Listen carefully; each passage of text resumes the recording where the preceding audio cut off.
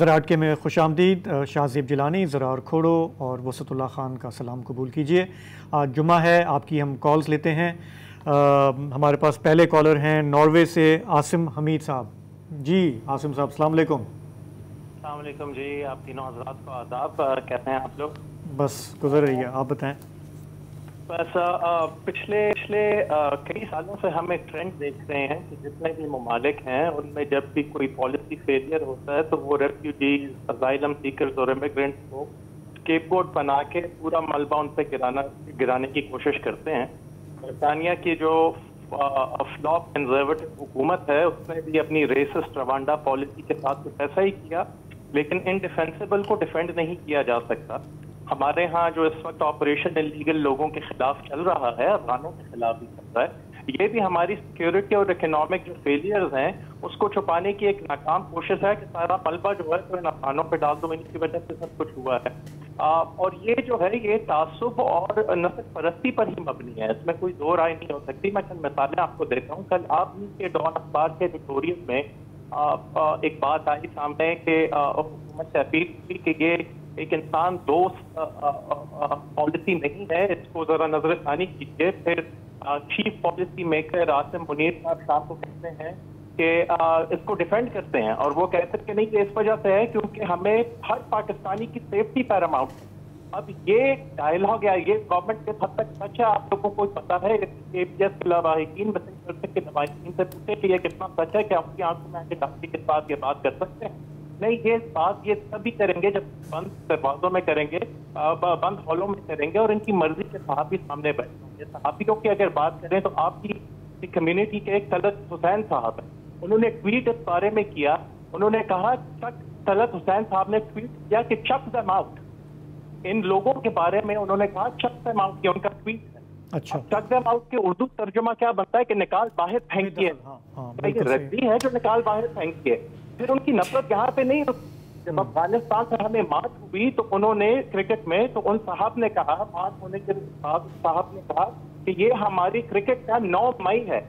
अब इन साहब से पूछे कि कोलैप्स तो हमने किया था इंडिया के खिलाफ, अफगानिस्तान के खिलाफ तो हम अच्छा खासा लड़े थे, वो एक बेहतर टीम थी, आउट क्लास किया हमें, ये कैसे 9 मई है? क्योंकि कोई पुश बैक नहीं करता।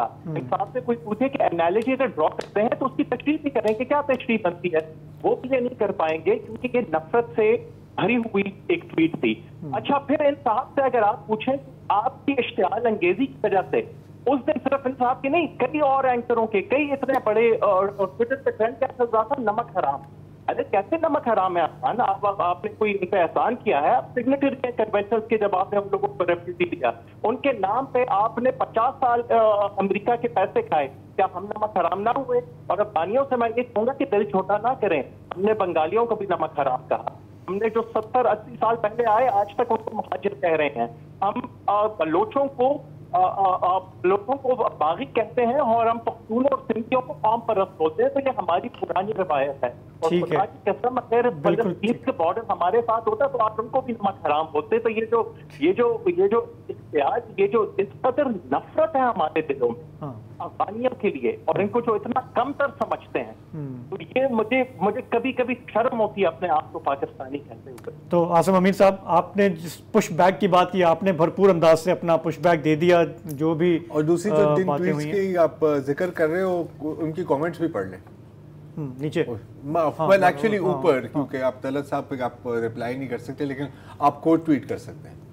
एनीवे ठीक है, लेकिन आपकी जो राय है वो आई एम श्योर कि काफ़ी लोग उससे शेयर करते हैं, कुछ डिसएग्री भी करते हैं, लेकिन आपने अच्छा किया कि अपनी भड़ास निकाल ली, आपने कॉल किया, आपकी राय आ गई। हमारे पास अगले कॉलर हैं लाहौर से रियाज अरशद साहब।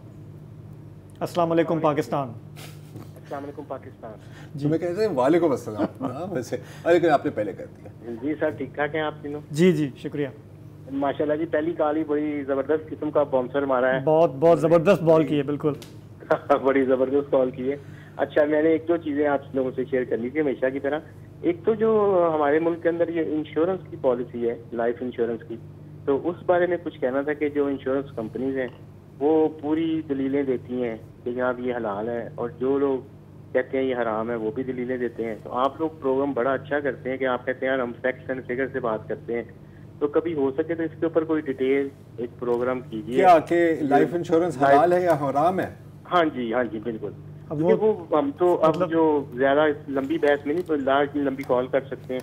तो वो उन्होंने भी जो करने वाले हैं वो भी लोगों को कहते हैं कि ये बिल्कुल हम आपको साबित करके दिखा रहे हैं कि ये हलाल है, और जो कहते हैं कि नहीं करवानी चाहिए वो भी साबित करके दिखाते हैं कि ये हराम है। तो देखें, मतलब इस पे तो फिर बहस चलती रहेगी ना, हर एक का अपना नुक्ता नज़र है। कोई आपको फोर्स नहीं करता कि आप लाइफ इंश्योरेंस लें। अगर आप कोई समझ में आती है बात तो आप ले लें, नहीं समझ में आती तो ना लें। मेरा ख्याल है कि उससे कहीं ज्यादा गंभीर मसले इस वक्त है जिस पर हमें बात करनी पड़ेगी ना। मैं यही कहने वाला था यार, ये खुदा के लिए खुद देखो, हम पे ना डालें इस तरह। हाँ, ये आप हैंडल कर लो यार। आप अच्छे खासे इंटेलिजेंट पढ़े लिखे इंसान हैं, आप जाके चेक करें। हमारा यहाँ पे कोई काम नहीं है कि हम आपको ये बताएं कि इंश्योरेंस हलाल है या इंश्योरेंस हलाल है। अगर आपके पास सब्जेक्ट हो तो प्लीज हाँ, और दूसरी बात यार, मतलब बंदा कोई इशू चूज करे जिसकी कोई मतलब अहमियत हो, फ्रैंकली स्पीकिंग। मतलब सिर्फ कॉल पर आए, कॉल तो ना किया करें ना, इसका क्या फायदा था? राहिल अशर साहब है कराची से। जी राहिल भाई, क्या हाल है जी आपके? वैसे ही ऐसा मुझे बात याद आ गई। मैं कल 8 या 15 सितंबर को कॉलिंग डे था, उसमें कॉल करके जब ऐलान किया था कि जी 21 अक्टूबर को मियाँ साहब आएंगे, तो आपने कहा देखे आते नहीं आते। खैर एट लास्ट वो पाकिस्तान आ गए और लाडले बनकर आए। 2017 से 21 तक इमरान खान लाडले थे, अब ये हो गए। अब देखें आगे 2-3 साल के बाद कौन लाडला होता है। दुआ है कभी हम भी दुआ पाकिस्तान की जो है आला जो ताकतवर लोग हैं उसके, हम भी पाकिस्तानी अवाम भी उनके लाडले बन जाए। अच्छा, दूसरी बात मैं करूंगा, कल एक आपने देखा होगा कि जी पीटीआई का एक डेलीगेशन गया मौलाना फजल रहमान के पास, और बड़ी जाके उनसे उनकी मेरे ख्याल जो थी मदन लॉ के इंतकाल पर अफसोस करने गए थे।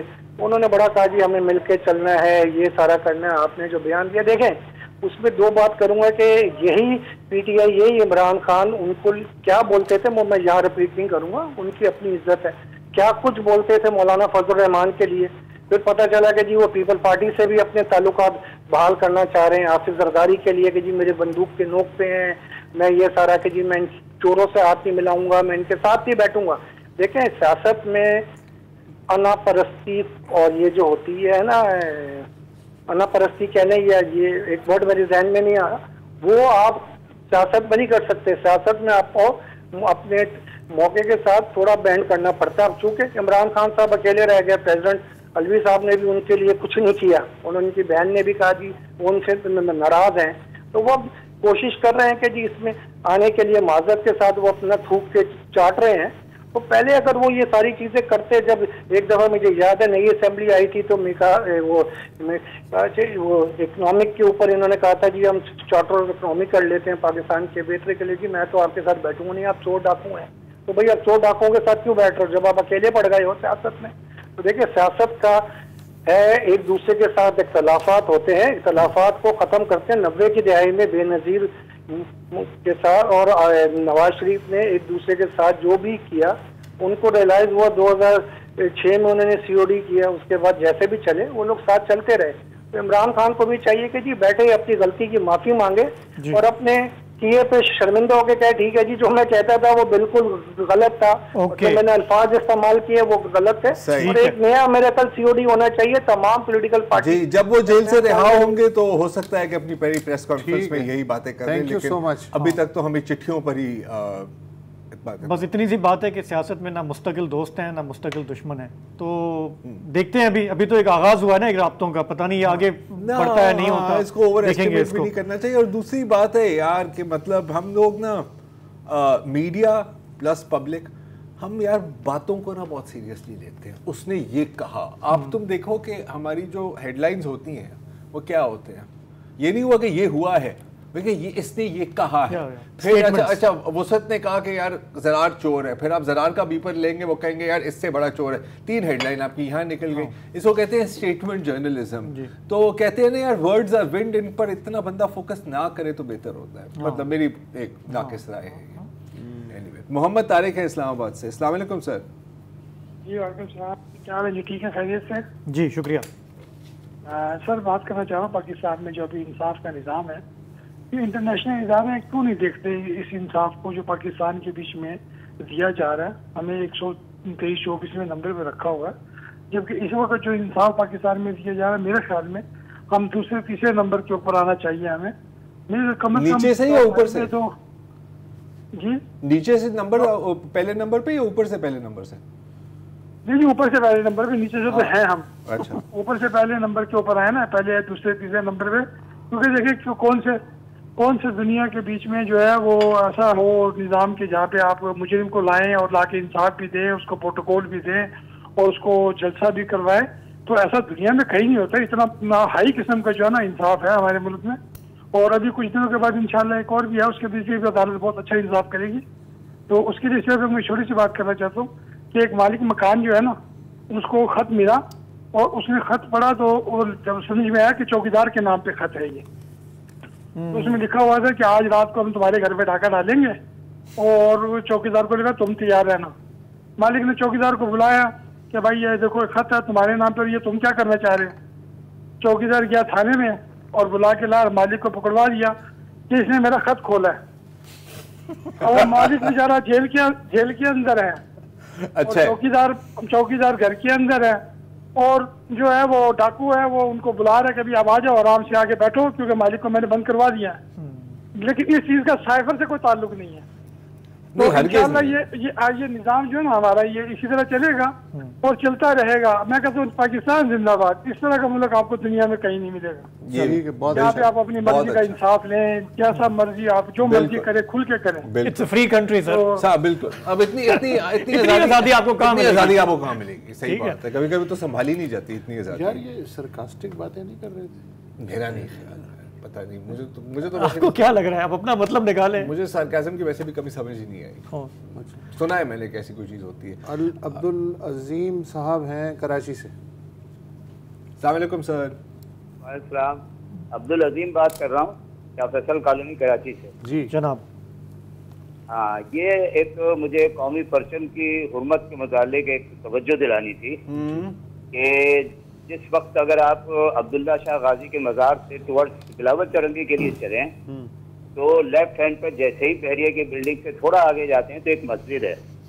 मस्जिद के सामने पोल पे हमारा कौमी परचम आधा हो चुका है और उससे थोड़ा आगे जाएं तो मंदिर है, मंदिर के साथ 3 पोल लगे हुए हैं, उसके ऊपर भी परचम का चांद सितारा नहीं है। तो अब ये मैं तकरीबन 15 दिन से ये देख रहा हूँ, तो अगर 9 मई के वाक़यात काबिल मज़म्मत हैं तो ये तौहीन परचम भी काबिल मज़म्मत के ज़िम्रे में आती है। तो ज़रा आपके तवज्जुह से मैं ये चाह रहा था कि बल्दियाती इदारे या जो भी है तो उस परचम को उतार दें।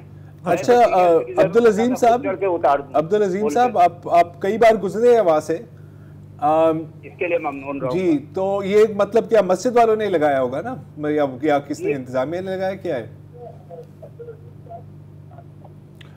आपने टीवी खोला हुआ है तो आप हमसे बात नहीं कर पा रहे। टीवी बंद कर दें।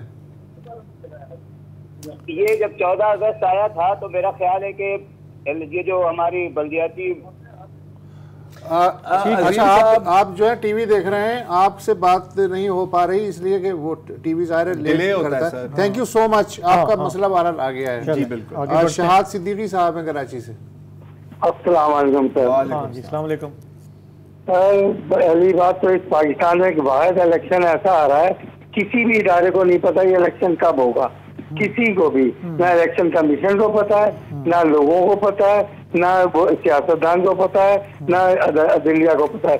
ये अल्लाह ताला ने कुदरती एक ऐसा इलेक्शन आ रहा है, किसी के इल्म में नहीं आएगा। दूसरी बात ये, जो बिजली के ऊपर इतना एहतजाज हो रहा था, वो एहतजाज करने वाले कहाँ चले गए? बिल कैसे जलाए थे जो बिल, उन बेचारों का क्या असर हुआ? क्या वो डबल ट्रिपल टबल दे रहे हैं?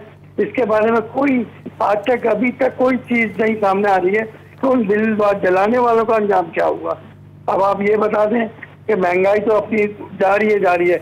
अगर आज वो होते अपना रईस अमरोई तो ये बड़े आराम से कहते, तो गरीब का जनाजा बड़े धूम से निकलेगा। अभी इस मुल्क में यही हाल होना है। ठीक है, बेहतरीन, जबरदस्त हो गया ये जी। उस्मान की वालिदा हैं इस्लामाबाद से। अस्सलाम वालेकुम जी। अस्सलाम वालेकुम। तकरीबन महीने 1.5 महीने बाद आपसे बात हो रही है।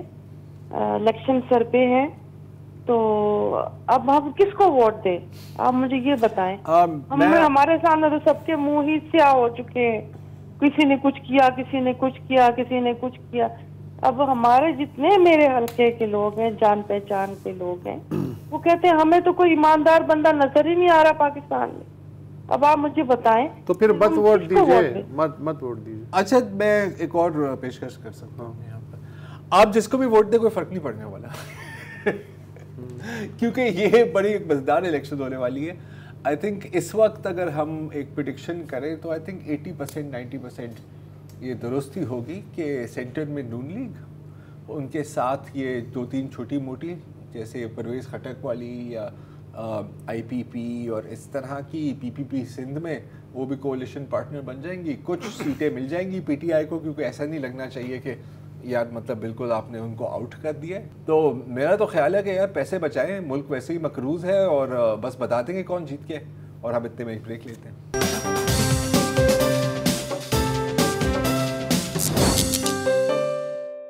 वेलकम बैक जी, और मैं अगले कॉलर हैं ज़हीरुल हसन साहब रावलपिंडी से। मैं ज़हीरुल इस्लाम सोच रहा था, वो भी रावलपिंडी से। एनीवे जी सर, वालेकुम सलाम।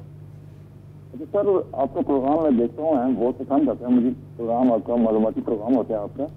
तो आपकी मार्फत में सियासतदानों को एक मशवरा देना चाहता हूँ कि अपने अंदर से मैं हटा दें। क्या मैं हटाएं, और अपने इन तमाम सियासी जमातों से मेरी अपील है कि अपने अंदर से मैं का लफ्ज़ हटा दें।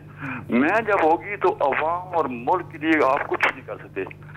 तो तमाम लीडरों को ये चाहिए कि कुछ ऐसे काम करें कि जिसमें अवाम की भलाई हो, मुल्क की भलाई हो, जैसे चीज़ें की है। बिल्कुल सही।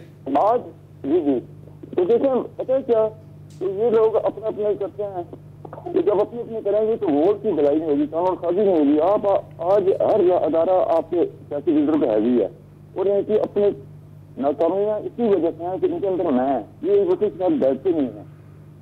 ठीक है, वो जो भी है जी, ठीक है, ठीक है, आपकी बात आ गई। थोड़ा सा लाइन गड़बड़ है, लेकिन समझ नहीं आ रही। बुनियादी नुकता यही कि जातियात से निकलें, इज्तिमाई सोच रखें, चाहे पॉलिटिकल पार्टीज हों, कोई भी हों, हम पर आए। हाँ, क्योंकि ये आप हमारे यहाँ पर्सनलाइज पॉलिटिक्स है ना। जो बंदा खड़ा होता है वो कहता है मैंने ये हुआ, मेरे साथ ये हुआ, मैं ये करूंगा, वो उसकी बात कर रहे हैं। मैं जो है ना कि उससे निकलें।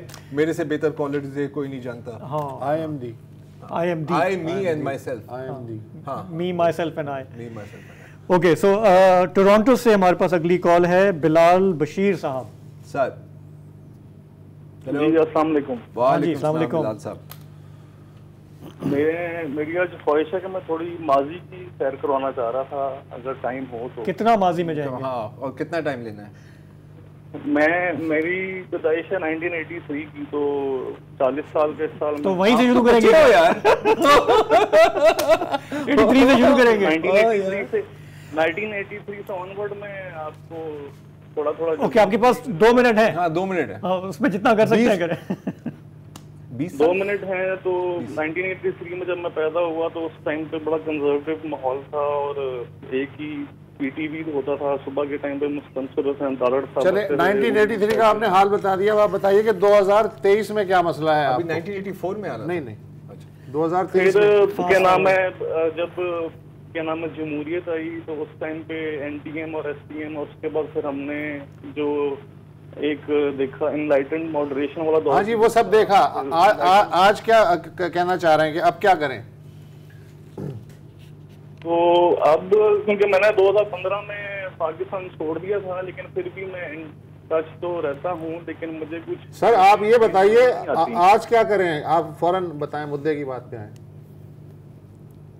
आज क्या करें? मेरे ख्याल से जो करंट जो टेक्नोक्रेटिक किस्म का सेटअप चल रहा है, इसके अंदर स्पेशली IT के मिनिस्टर तो मुझे बहुत अच्छे लगे हैं, जो बड़े अच्छे काम कर रहे होंगे। मेरा खुद भी ताल्लुक IT से है। अच्छा, तो मेरी ख्वाहिश होगी कि अगर नई गवर्नमेंट आती है तो IT के मिनिस्टर को कंटिन्यू करें। चले, ठीक है, थैंक यू सो मच। तो ये आपकी बात जो है, काश ये लोग सुन लें और आपकी ख्वाहिश जो है वो। उमर सैफ की बात कर रहे हैं ना, उमर सैफ है ना IT के। उमर सैफ की बात कर रहे हैं, लेकिन कहाँ से शुरू हो? मैं सिर्फ समझना चाह रहा हूँ कि PTV और फिर STN और फिर उमर सैफ। यार हर कोई आपकी तरह आर्टिकुलेट नहीं होता। आर्टिकुलेट की बात नहीं है। नहीं, मतलब वो मेरा ख्याल था कि वो TV पे बात होगी कि आज मतलब कि चैनल। एक्चुअली वो कुछ लोग ऐसे होते हैं जो बोल रहे होते हैं ना, तो तब उस वक्त सोच रहे होते हैं कि आगे क्या कहना है। सो वैसे आपसे रिक्वेस्ट ये है कि बिलाल बशीर साहब, आइंदा ना कॉल करने से पहले जैसे हमारे जो पहले कॉलर आए बात क्या 2-3 पॉइंट्स रख लिया करें, क्योंकि ये बहुत अच्छा प्लेटफॉर्म है जिसमें आप अपनी बात कह सकते हैं। अगर आप थोड़ा सा उसमें थॉट डाल देना तो वो अच्छा हो जाएगा हमारे लिए भी, सबके लिए, सुनने वालों के लिए ना।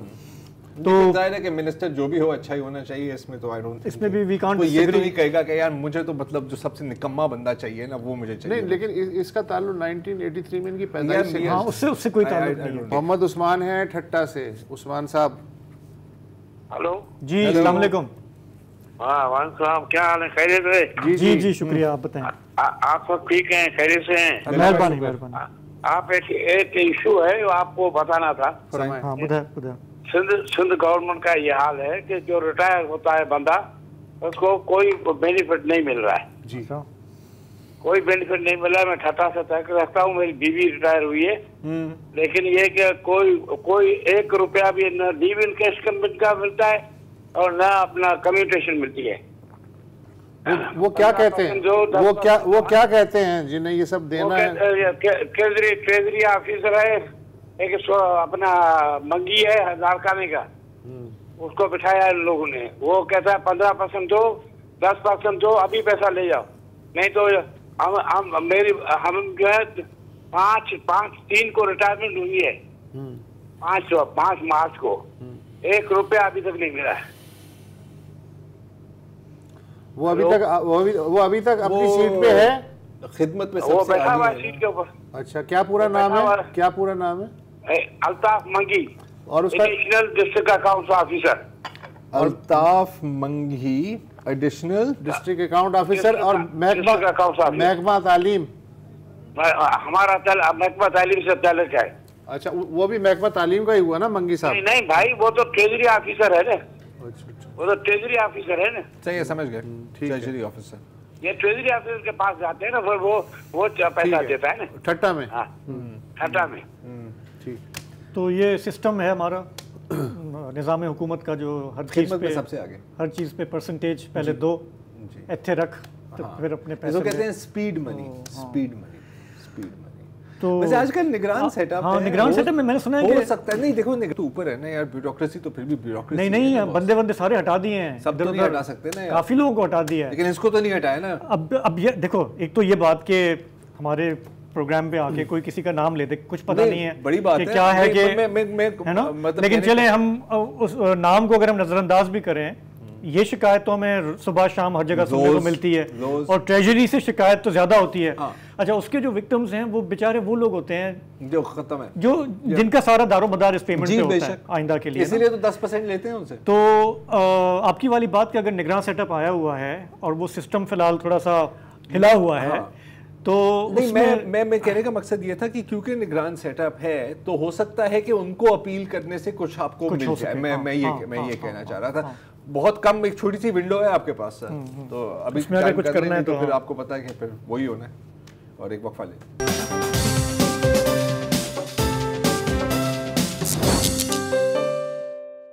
प्रोग्राम में वापस खुशामदीद। हम आपकी कॉल्स ले रहे हैं। वसत और ज़रार, अभी तक आधा घंटा हो गया, एक भी कॉल गज़ा पे नहीं आई। पिछले 2-3 हफ्ते से मुसलसल उस पे है ना, तो मैं सिर्फ खुद उसमें यह होगा कि हमें बहुत अफसोस है।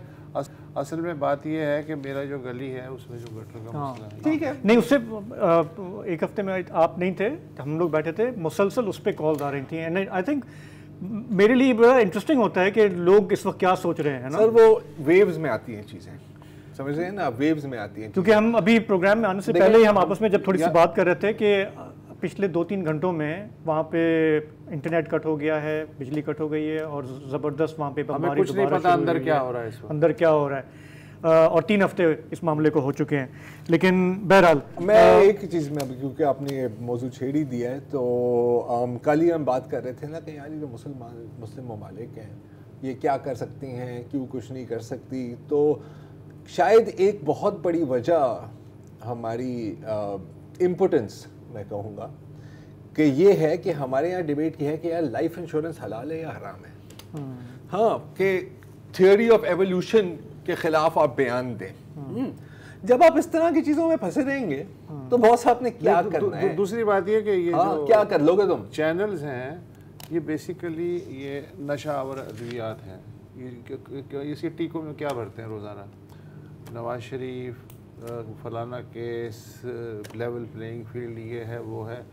3 बंदे लिए उन्होंने, उसके बाद दूसरे दिन 3 चेंज कर दिए, अगले उससे तीसरे दिन फिर वही 3 बंदे आ गए जो उसी मौके पर। लेकिन क्योंकि अच्छा ये इंजेक्शन जब 34, 36, 40 चैनल रोजाना देंगे तो जो सुनने वाला है वो तो इन्हीं के हवाले से सोचेगा ना कि यार यही है दुनिया के। नहीं, लेकिन boss I will have to थोड़ा सा इस मौजू पे मुझे आपसे डिसएग्री करना होगा, क्योंकि गजा की कवरेज बहुत हो रही है। आई मीन ऐसा नहीं है कि नहीं, न्यूज़ में हो रही है ज़रा, न्यूज़ की मैं बात, लेकिन डिस्कशंस में नहीं हो रही है। अभी नादिया नकी ने किनका हमने तो किया, वो इंग्लिश में किया, लेकिन जनरली मतलब अगर आप ओवरऑल कवरेज देखें ना, सही है, टॉक शोज की बात, ओवरऑल फील्ड में कहीं फिट नहीं बैठ रही इंटरनेशनल खबरें। मैं एक चीज़ मैं सिर्फ और कहूँगा, फिर हम कॉलर्स के पास भी जाएंगे। आज मैं कहीं गया, मैं दुकान पे बैठा हुआ था, पीछे टीवी चल रहा था और लोग मैच देख रहे थे, जो मैच आज पाकिस्तान हार गया। और मैं उस वक्त मुझे ये ख्याल आया कि हमने स्पोर्ट्स को किस तरह हम जंग बना दिया है हमने, और जहाँ पे जंग चल रही है उसको स्पोर्ट्स बना दिया है कि जी इसराइल के इतने मरे और फलस्तीन के। स्पोर्ट्स जंग नहीं है हमारे लिए, स्पोर्ट्स एक कथासिस ही है यार, पता है, पैशन है। नहीं तो यार, लेकिन देखो बॉस, आप कभी लिवरपूल और मैनचेस्टर का मैच देखो यार, हाँ वो तो लिटरली सर फाड़ रहे होते हैं एक दूसरे के, तो दिस इज अ ग्लोबल फिनोमेनॉन। मतलब जो पॉइंट है ना कि वो तमाशबीनी वाला आंसर कि आप कर तो कुछ नहीं कर सकते, तो आप बस नहीं, तो आपने इस कौम को मसरूफियत क्या दी हुई है तमाशबीनी के अलावा? हाँ, ये इसी पे लगाया हुआ है। ऑप्शंस क्या हैं? तो हमारे अगले कॉलर हैं मटियारी, अली अकबर हैं मटियारी से। जी अस्सलाम वालेकुम। वालेकुम सलाम सर। जनाब मैं अली शाह बोल रहा हूँ जी गांव मेहर अली शाह से जी जो डिस्ट्रिक्ट मटियारी में है जी। हमारे गांव में 100 साल पुराना गवर्नमेंट बॉयज प्राइमरी स्कूल है जी, जिसके 2 कमरे हैं और शागिर्दों की तादाद 112 है और उस्तादों की तादाद 4 है जी। तो 2 कमरे में उस्ताद बैठते, 2 उस्ताद बरामदे बैठते। देहात में इतना बड़ा स्कूल कहीं भी नहीं होगा। ओके, मैं कहता हूँ कि 112-15 लड़के हैं। हमने दरखास्तें दे के एजुकेशन वर्क्स डिपार्टमेंट को लिखा है और चीफ मिनिस्टर हाउस वालों को लिखा है, additional chief secretary development government of Sindh को लिखा है, बस हो जाएगा स्टेटमेंट बन गई, बजट एस्टीमेट, कोई काम नहीं हो रहा है जी। तो नहीं, आप क्या उसको अपग्रेड करना चाह रहे हैं? मेरा ख्याल इसको बढ़ाना चाह रहे हैं ना, हाँ, एक्सपेंड करना चाह रहे हैं ना। तो हमने 2 कमरे एडिशनल मांगे कि भाई आप स्पेस भी है, हमने जमीन मुफ्त में दी है अपनी। अच्छा, और अली अकबर साहब आप कब से चला रहे हैं इसके बारे में, आप कब से दरखास्तें दे रहे हैं? मुझे तकरीबन 5-6 महीने हो गए हैं। 5-6 महीने हो गए हैं, ठीक है। हाँ, पहले इससे पहले जो कंसर्न हेड मास्टर है उसने काफी दरखास्तें दी थी, लेकिन कुछ नहीं हुआ। मैं खुद उस गांव का हूँ, मेरे आपा अजदाद इसी स्कूल में पढ़ा और मैं गवर्नमेंट ऑफ सिंध में एडिशनल सेक्रेटरी शिप से रिटायर हुआ हूँ। अच्छा। और तकरीबन जानने वाले हैं, लेकिन यहाँ बस आपसे भी नहीं हो रहा मतलब है। सो अली अकबर साहब देखें, आपका जज्बा बहुत अच्छा है।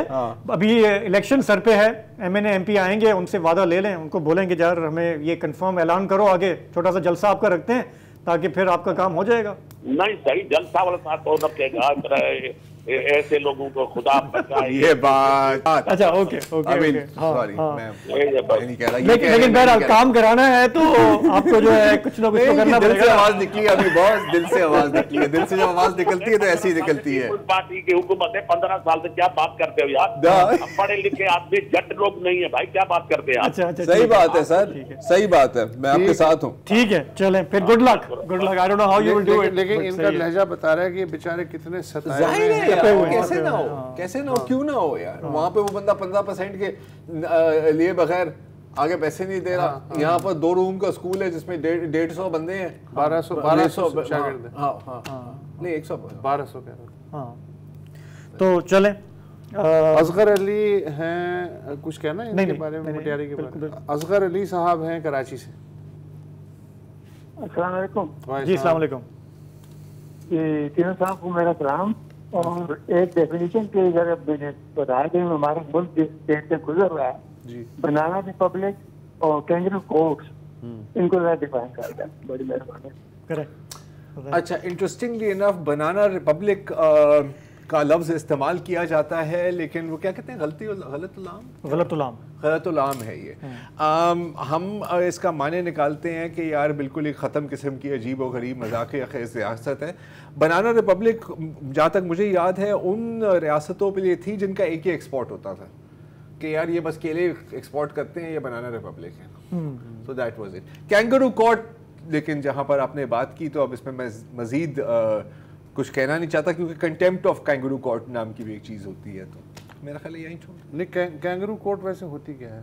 हाँ, ये शुरुआत अगर आप जाएं ऑस्ट्रेलिया, ठीक है, तो वहाँ पर आपको पता है ऑस्ट्रेलिया भी जो वाइल्ड लाइफ है ना वो बड़ी अजीब है, क्योंकि उनकी पूरी एवोल्यूशनरी चेन मुख्तलिफ थी ना, कोआलाज आ गए, मार्सूपियल्स आ गए, तो वहाँ पर होते हैं कैंगरूज, और कभी कभी वो कोर्ट पे भी घूमते हैं।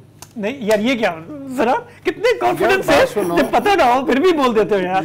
गेम तो ये है ना यार तुम जो बिलाल बशीर की बात कर रहे थे जो टोरंटो से हमारे मैंने आपने मेरे से सवाल पूछा है, आपने मेरे से सवाल पूछा। अगर मैंने शुरू होता इस तरह के, अच्छा, जब मेरे बचपन में ना मेरे पास एक लाल गाड़ी थी जिसके साथ मैं खेलता था, और ये जो IMF है ये हमें पैसे क्यों नहीं देता, तो फिर ये गेम। मैंने तुम्हारा बड़ी मेहनत से इमेज बनाया कि हम सब में सबसे पढ़ा लिखा आदमी जो है ना जरार कोडो है उसका नाम। यार आज फिर अपने हाथ से क्यों, और हर चीज को जाके रोमन एम्पायर और ग्रीक एम्पायर से जोड़ता है, तो मैंने कहा इधर भी कुछ बताएगा यार। हकीकत नहीं सुनना चाह रहे तो इसमें मेरी गलती नहीं है। अच्छा चलो, हम इसमें जरा सा रिसर्च कर लेंगे कि जी के मेरे हिसाब से कैंगरू कोर्ट्स की इस्तेलाह जो ये ब्रिटिश सिस्टम की है किसी जमाने की, जब जाहिर है कि ये 2 नंबर कोर्ट के हवाले से ना, जब ब्रिटेन ने अपने सारे कैदियों को ऑस्ट्रेलिया भेजा था, फिर वही ऑस्ट्रेलिया बीच में आएगा। तो कैंगरू कहाँ है? तुम मुझे बताओ, कैंगरू क्या लंदन में घूम रहे हैं? कैंगरू कहाँ है? तो ठीक है, तो फिर उनकी जो वहाँ पे जो कार्रवाई होती थी ना कोर्ट में, आजकल वो कैंगरू कोर्ट होता था। इस लिहाज से आजकल केला जो है 150 रुपए दर्जन मिल रहा है, तो हम आजकल बनाना रिपब्लिक है।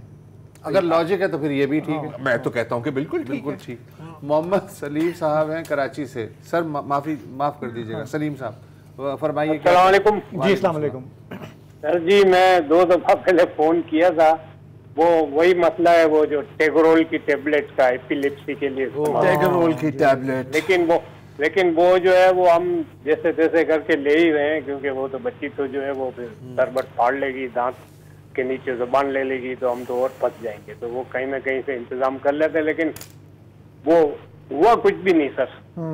अब मैं जो है वजीर से तो जो है रिक्वेस्ट नहीं कर सकता, एवेंटीज वालों की इंतजामिया से रिक्वेस्ट है कि यार कुछ करें यार, मार्केट में चला दें, इंपोर्ट करें, दाम बढ़ा दें, जो भी है सर यही मसला है।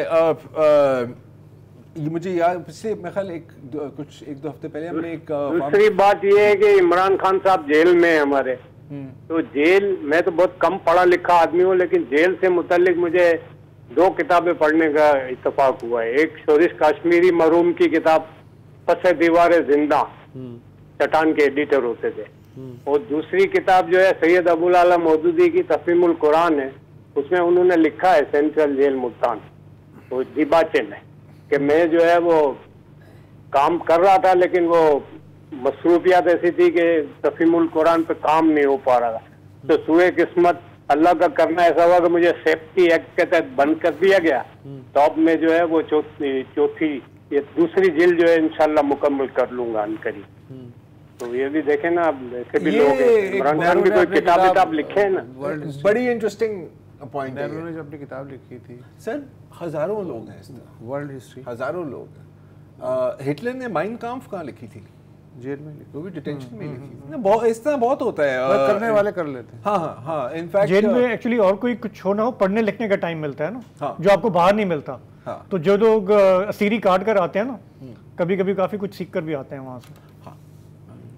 तो बिल्कुल चेंज हो जाते हैं। हाँ, तो एक ब्रेक ले लेते हैं, उसके बाद फिर आपकी मजीद कॉल्स लेते हैं।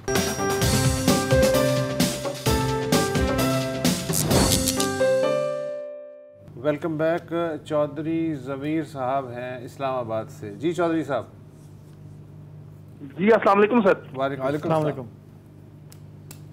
सर मेरी रिक्वेस्ट ये है कि जनरल राहिल शहीद साहब जब रिटायर हुए हैं तो उसके बाद हमने ये सुना था कि वो क्या नाम है इस्लामी अफवाज के वो उनको सरबराह बनाया गया है सर। जी। उसके बाद हमने आज तक अभी जो फलस्तीन में हो रहा है सर, तो ये जो हमारे सरबराह साहब हैं जो इस्लामी ममालिक के जो वो इकट्ठ हुआ था वो किधर गए सर? सऊदी अरब में कहीं आवाज नहीं आ रही सर। हमने तो नहीं सुनी कि वो इस्लामी ममालिक को बोले हों, और खसूसन हमारे पाकिस्तान गवर्नमेंट लेवल पे कहीं से आवाज नहीं निकल रही सर फलस्तीन के लिए।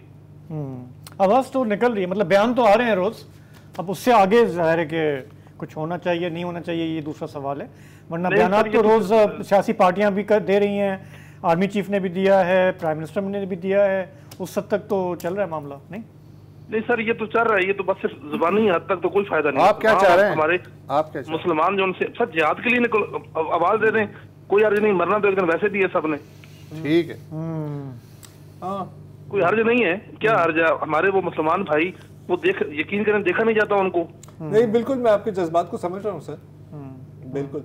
अनफॉर्चुनेटली हुकूमत इस तरह का ऐलान दे नहीं सकती, और अगर देगी तो फिर आपको पता है क्या होगा। वैसे तो रियासत ही कर सकती है ऐलान, किसी और को करने का हक नहीं है। और दूसरी बात है कि रसाई भी तो नहीं है।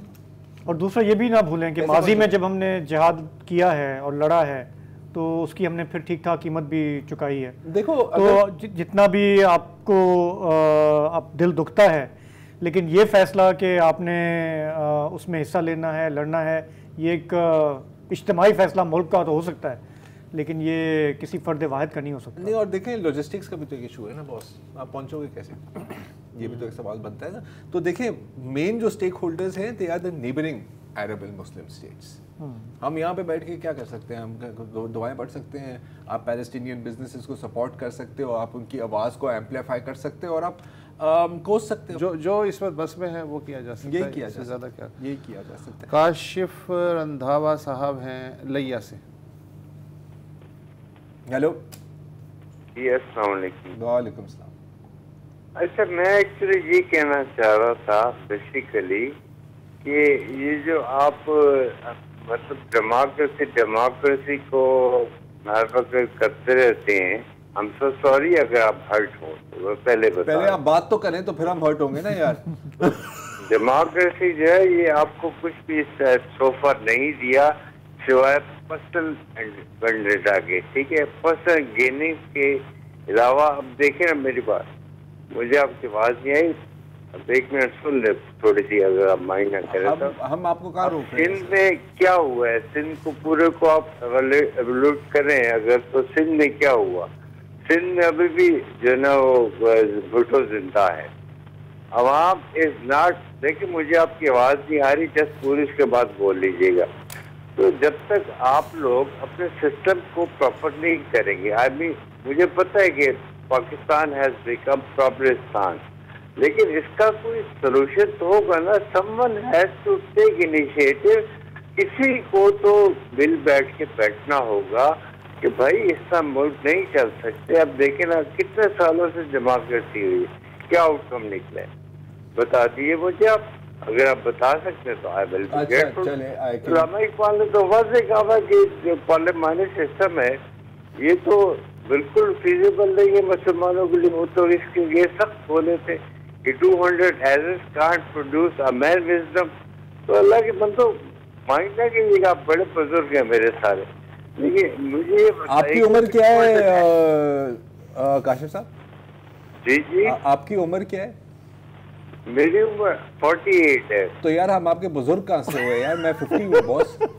नहीं, ये दरमियान में भाईजान बैठे हैं वसुदुल्लाह खान, इनको मैं बचपन से सुनता आ रहा हूँ यार। अच्छा चले फिर सही, चले ठीक है काशिफ साहब। क्या नहीं बेसिकली देखें ना, वो फिर ऐसा करें ना, क्या करें, मार्शल लॉ लगा दें, क्योंकि डेमोक्रेसी तो बहुत फजूल साबित हुई है, बहुत डिसअपॉइंट किया है ना। तो बस फिर एक डंडे वाला बंदा आ जाए, वो आगे सीधा करेगा, वो भी हो चुका है हमारे मुल्क में। वो मतलब आप कौन सी किस्म का, किस किस्म का निजाम वो बताएं जो नहीं हुआ इस मुल्क में, और वो बताना बड़ा मुश्किल है। काशिफ साहब अच्छा चले लाइन ड्रॉप हो गई। ठीक है, ये भी फ्रस्ट्रेशन है लोगों में अक्सर वो होती है, कहते हैं यार डेमोक्रेसी लगा रखी है सारा दिन। देखो मैं तो हमेशा बादशाह के हक में रहा हूँ, बादशाह के हक, ठीक है आप, लेकिन उसमें सिर्फ आप ही बादशाह हो तो फिर ना, नहीं जो भी हो उसकी आप तस्वीर लगाओगे, आप सुबह को बादशाह सलामत को सैल्यूट करोगे, परेड जारी होगी, रॉयल फैमिली होगी, हमें पता होगा कि इसके बेटे ने आना है या इसकी बेटी ने आना है। I think it will be a nice system, simpler system. Uzma Ashfaq साहिबा हैं कराची से, ताजवाज होंगे। हेलो हेलो, अस्सलाम वालेकुम। जी वालेकुम जी अस्सलाम वालेकुम। जी मैं कराची से उज़मा अशफाक बात कर रही हूँ जी। मुझे 2-3 छोटी छोटी बातें करनी है और वो ये बात करनी है कि अभी ये जो एक रंधावा साहब ने बात की ना कि भुट्टो जिंदा है, हमें भुट्टो जिंदा होने या ना होने की तो बड़ी फिक्र है, लेकिन हमें ये फिक्र नहीं है कि जो 22 करोड़ अवाम जिंदा है वो जिंदा है या नहीं है। इस अवाम को ये मतलब हम पाकिस्तानी एज ए नेशन में बात कर रही हूँ कि हमें कभी अपने बारे में हमने कभी सोचा है फलस्तीन के बारे में? मतलब जितना दिल दुखता है ना उतना मतलब एक्सप्लेनेशन तो इसकी कोई है ही नहीं ना। लेकिन क्या हमें एज अ पाकिस्तानी ये जो जितनी भी कंट्रीज है हमें इतनी वैल्यू देती है कि हमारी किसी बात को जो है वो सुना जाए? क्योंकि हमने तो अपने आप को ऑलरेडी इतना डिग्रेड किया हुआ है खुद से। मतलब पाकिस्तानी एज अ नेशन बात मैं करूं, हम तो गवर्नमेंट की बात करते हैं चाहे वो कोई भी गवर्नमेंट आए, लेकिन हम अपने आप को इतनी वैल्यू देते हैं, हम इस मुल्क को वैल्यू देते हैं। हमने तो सिर्फ इस मुल्क को सिवाय गालियां देने के और इसके खिलाफ गुफ्तगू करने के अलावा हमने इस मुल्क को दिया क्या है? हम इसके लिए पॉजिटिविटी के लिए कोई काम करते हैं? एक छोटी सी एग्जांपल मैं आपको सिर्फ ये दूंगी कि मेरे घर के सामने पिछले 7 महीने से गटर बह रहा है। गवर्नमेंट के लोग आते हैं तो लोग उनको जिस घर से गटर बह रहा है ना मार के भगा देते हैं, सिर्फ इस वजह से कि उनके जहाँ से गटर बह रहा है वहाँ उन्होंने बेंचेस लगाई हुई हैं और वो बेंच नहीं तोड़ने देते। वो कहते हैं नहीं हमारे बैठने की जगह है, आप इसका सोल्यूशन कुछ और ढूंढें। आप सिर्फ करोड़ों रुपए की इस वक्त रोड का आप हाल आके देखें। और मैं एक अच्छे पॉश एरिया में रहती हूँ और मेरे घर के करीब जो है थाना है, थाने में जाके मैंने कंप्लेन की तो उन्होंने कहा हमारा काम नहीं है। मतलब मैं तमाम इदारों के पास अब तक जा चुकी हूँ। यूसी चेयरमैन साहब यहाँ करीब रहते हैं, उन्होंने जवाब दिया ये किसी और का काम है, मेरे अंडर में नहीं आता। तो हमें ये बताएं कि हम इतनी ऊंची बात तो कर लेते हैं गवर्नमेंट के लिए, हम खुद क्या कर रहे हैं? बिल्कुल सर, बिल्कुल नेशन हम क्या कर रहे हैं? जब तक हम ओन नहीं करेंगे पाकिस्तान को, अपने शहर को, अपने इलाके को, हमें हमारी तबाही से कोई नहीं रोक सकता। बिल्कुल हम तबाह सिर्फ अपनी जात की वजह से हो रहे हैं, क्योंकि मैं, मेरा घर, मेरे बच्चे। जब तक हम अपनी मैं से बाहर नहीं निकलेंगे, हम नहीं होंगे, तब तक कुछ नहीं होगा। सर महंगाई की बात हम करते हैं, लेकिन पिछले दिनों 40 रुपए पेट्रोल कम हुआ। बहुत सारे दुकानों पे जब मैं गई और मैंने उनसे कहा कि कोई मतलब किसी एक चीज का तो आप मुझे बताएं कि इसके रेट कम हुए। उन्होंने कहा सिर्फ 40 रुपए तो कम हुआ है, सिर्फ 40 रुपए तो कम हुआ है, सिर्फ 40 रुपए तो कम हुआ। लेकिन जब 4 रुपए बढ़ते हैं तो कहते हैं 4 रुपए क्या बात। तो आप सिर्फ ये बताइए कि जब तक हम खुद इन चीजों को नहीं समझेंगे, देखिए जो हमको रूल करते हैं ना उन्हें पता है कि ये वाकई गधे हैं, इनको जो है कोई बात समझ नहीं आनी, तो वो बेवकूफे से कोई काम करेंगे। हम दूसरे मुल्कों की तो एग्जाम्पल बहुत देते हैं, उन मुल्कों के अंदर जो अवाम है ना वो बहुत स्ट्रॉन्ग है, उनको पता है उनमें यूनिटी है, तो उनके ऊपर आके कोई रूल नहीं करता, सही है। लेकिन हमारे ऊपर जो है ना बादशाहत है, बिल्कुल है, क्योंकि हम गुलाम हैं। हम किसी और के गुलाम नहीं है, हम अपनी जात के गुलाम हैं। जब तक हम अपनी जात की गुलामी से बाहर नहीं आएंगे और हम इस मुल्क को अपना मुल्क नहीं समझेंगे जिसने हमें एक नेशनलिटी दी है, हम खुद छोड़ के भाग रहे हैं। यहाँ से यंगस्टर्स भाग रहे हैं, ये बोल के भाग रहे हैं कि इस मुल्क में कुछ नहीं रखा। इस मुल्क में क्या कुछ नहीं है सर? आप चाहें ना तो इस मुल्क को कहां से कहां ले जा सकते हैं। ठीक है उस्मा साहिबा, बिल्कुल ठीक है, आपने कॉल की, आपका बहुत बहुत शुक्रिया। बहुत खूबसूरत बात काफी अच्छी ऑब्जर्वेशन उस्मा साहिबा ने, और कभी कभी ये भी बंदे को याद दिलाना जरूरी है। हाँ 100% एग्री। ज़हीर अज़हर साहब हैं बहरीन से। जी सर 1 मिनट है आपके पास। जी सबसे पहले तो इस हफ्ते एनिवर्सरी थी, याद हो मैंने पिछले साल सेम डे आपको कॉल किया था। अच्छा। जब 3 तलाकें हुई थी। और दूसरा ये कि जैदी साहब की भी वो थी एनिवर्सरी हफ्ते पहले। हाँ मुबशिर जैदी की, और 1 साल हो गया। जी जी जी जी। और एक शिकायत की आपने व्हाट्सएप का सिलसिला शुरू किया था, वो खत्म कर दिया आप जी। तो बाहर जो बैठे हैं उनके लिए थोड़ी मुश्किल हो रही है जी। और तीसरी बात कि मैं डॉन न्यूज़ को इस पहले से सैल्यूट करता हूँ। आपने वो अब्बासी साहब का जो इंटरव्यू है एटलीस्ट 1 हफ्ता तो रोके रखा, तो उसके बाद आपने नशर कर दिया 3 दिन। बाकी लेकिन आपको जो मतलब सूट करता था इंटरव्यू, वो मेरे ख्याल में शेख रशीद का करता था, जिस ग्रेस से उसने दिया डॉन न्यूज़ को वो सूट करता था। बाकी ये मेरे पास। चल ठीक है, शुक्रिया शुक्रिया। मेरा ख्याल एक रशीद साहब का जो एक्सपीरियंस है ना, कौन सा, नहीं लाइफ और पॉलिटिकल एक्सपीरियंस, वो क्लियर था उस इंटरव्यू में भी, कि कहो भी और घूम भी जाओ। मेरे ख्याल एक कॉल और ले लेते हैं हमारे पास। हाँ, सियालकोट से मुजम्मिल अली साहब हैं, लास्ट कॉल है, मुख्तसर रखिएगा। अस्सलाम वालेकुम जनाब। जी अस्सलाम वालेकुम। आप जी कैसे हैं जनाब? आप मोहतरमीन को मैं रोज सुनता हूँ, आप एक सुलझी टीम है और बहुत उम्दा गुफ्तगू करते हैं, पढ़े लिखे लोग हैं, दूर से पता चलता है कि लहदा सी जर्नलिज्म हो रही है। तो मेरा कुछ सवाल तो नहीं है, एक मैसेज मैं देना चाहता हूँ आपके सोर्स से कि every citizen, each and every citizen has to serve the state. ये जो अपनी जात है ना, मैं जलसों में मुझे पकड़ दिया, खारिज किया, ये जर्नलिज्म में मैं ये फेसबुक पे जो सिविलियन ब्यूरो के है तस्वीरें लगाते रहते हैं मैं बिल्कुल इसको खत्म करना पड़ेगा। सर्व टू स्टेट। जितनी भी एडवांस कंट्रीज हैं आप उनसे देख लें, डीप स्टडी करें, तो वो उनके जितने भी प्रोफेशनलिज्म है उनमें है, वो लोग सब कुछ स्टेट करते हैं और गुम हो जाते हैं, पता नहीं रहता कौन सी दुनिया में गुम हो गए। बिल्कुल बिल्कुल सही है मुजम्मिल साहब, आपका हाँ नहीं आपका बहुत बहुत शुक्रिया, आपका पॉइंट आ गया। सॉरी हमारे पास वक्त कम है। कराची से उस्मा अशफाक से लेके सियालकोट के मुजम्मिल अली तक लोग एक पेज पे हैं। हाँ, और पहले भी वो एक शख्स ने कहा था ना कि मैं से हम में निकलो। वो बेसिकली जहाँ पे इंस्टीट्यूशंस नहीं होंगे ना, आज की थीम ये, जहाँ पे रूल ऑफ लॉ नहीं होगा वहाँ पे मैं ही होगा ना, जहाँ पे इदारे होंगे, निज़ाम होगा, तो आप वहाँ पे हम होगा, वहाँ पे हम होगा। तो आपकी कॉल्स हमने आज जो ली, फ़िलहाल हमें यहीं इजाज़त दीजिए, आपसे फिर अब पीर को मुलाकात होगी। खुदा हाफ़िज़, शब बख़ैर।